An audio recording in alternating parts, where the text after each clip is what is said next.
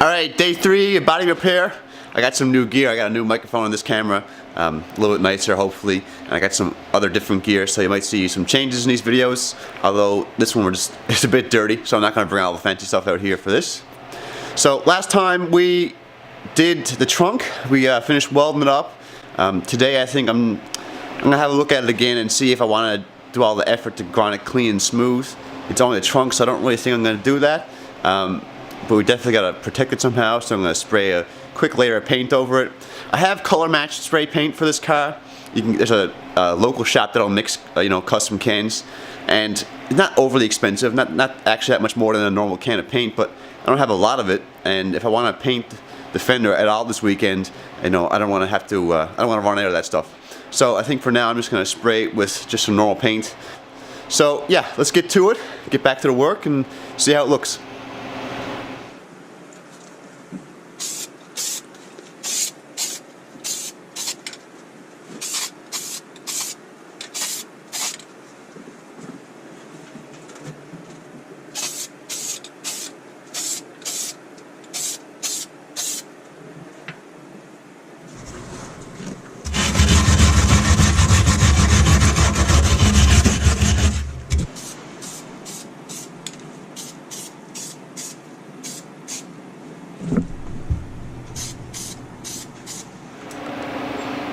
Okay, so I'm going to consider the trunk done. It's a couple coats of paint on it. That's all we need just to protect from rust.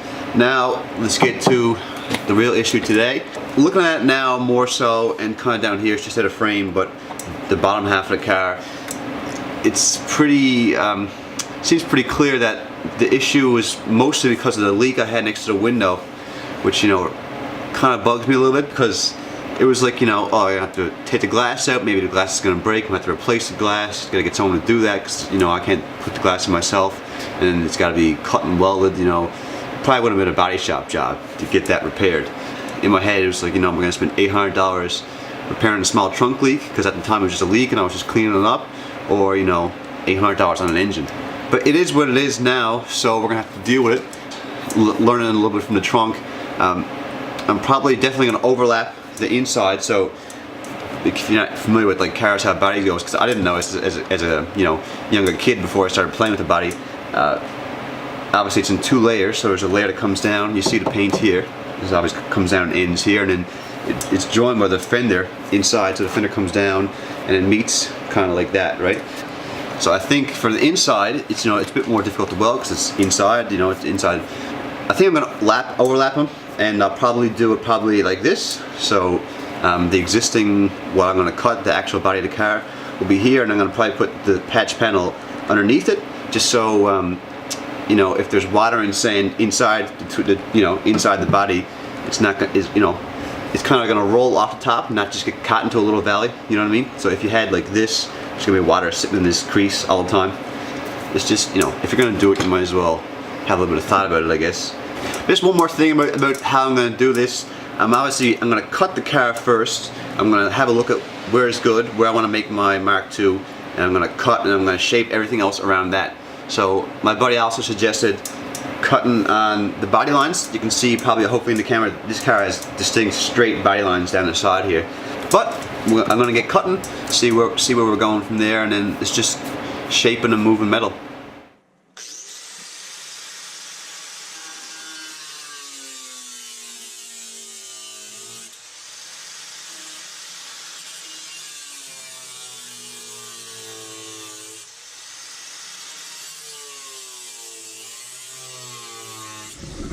So having a look here, I kind of cut straight. I did make one mistake. This is the worst mistake I made. I cut the outside first, and then I cut around this piece.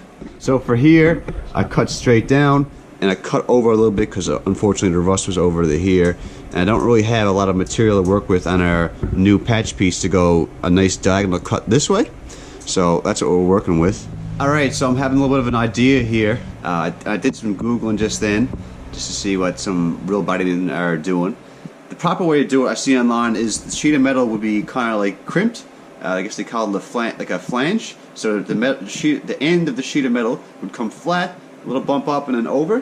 When you put the two pieces of metal together, right, so one's over the other, but because it got that crimp into it, the body panel flows with the same line, right? So you're looking at this one here, I'm sure you guys can see that. It's probably about this much distance, so from here where the paint is down, it would be recessed in. So I guess maybe the body guy's got a tool where it kind of, this on a straight line here would be recessed in, and then the other panel would gap up to it, right? So because this is recessed in about the thickness of the metal, when you put the other piece on top of it, there's no bump or no difference in body line here. So I'm obviously not going to go that crazy with it, but I do have lots of Bondo. I got lots of Bondo, and so if you can make it still look smooth, right? It's not going to be the original line, but like I just said, this car, and you can still see, has lots of Bondo on it already. All right, let's keep going.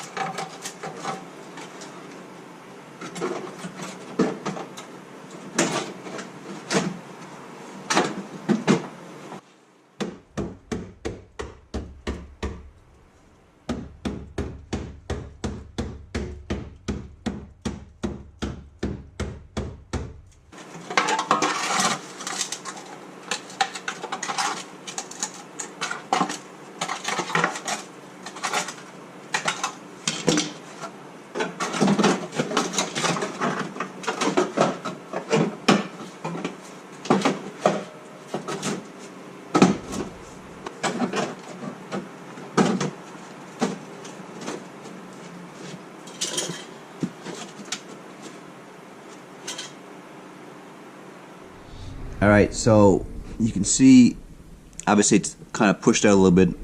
When I go to weld, I'm going to have to hold it up and make sure it's all tight. But it's, we got kind of the general lines going around the gas tank. That's been awesome just to see the exact positioning, because everything else is kind of, it could be off and you wouldn't know. Obviously it does fit tighter than this, but it's just kind of pulled off now because it's sitting with no hands on it. It's a bit dirtier on the inside, but just kind of similar thing. I have to weld it up like that all the way around, and over here I got to cut some more pieces.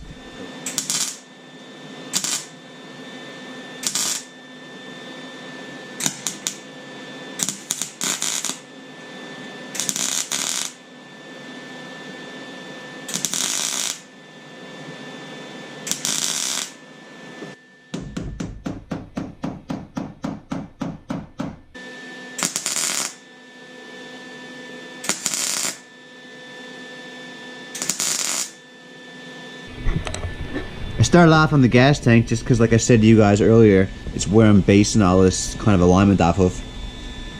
So it's going half decent.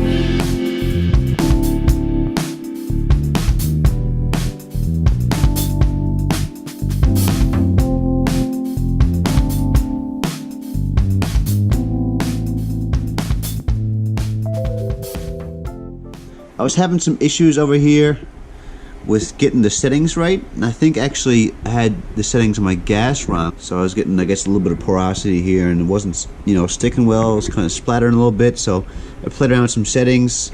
It's gonna be workable for sure. Sorry, this light's so harsh, but around here was kind of a little bit odd, getting these getting this corner done nice, and then I was having some issues with obviously heat expansion. The metal was kind of pulling itself around.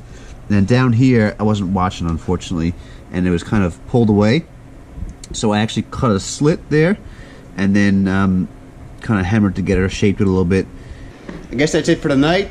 We'll back at it again tomorrow morning, and hopefully get this probably painted tomorrow too.